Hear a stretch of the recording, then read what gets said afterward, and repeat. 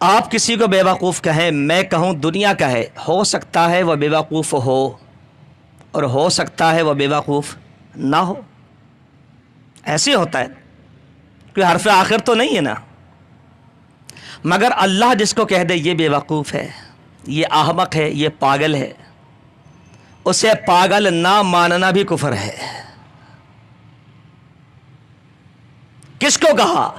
وَإِذَا قِيلَ لَهُمْ آمِنُوا كَمَا آمَنَ النَّاسِ، جب کہا جاتا ہے منافقوں سے ایمان لاؤ ایسا جیسے یہ صحابہ لائے، قالوا کہتے أَنُؤْمِنُ كَمَا آمَنَ السُّفَهَاءُ، کیا ہم ایسے ایمان لائے جیسے یہ بیوقوف لے کر آئے؟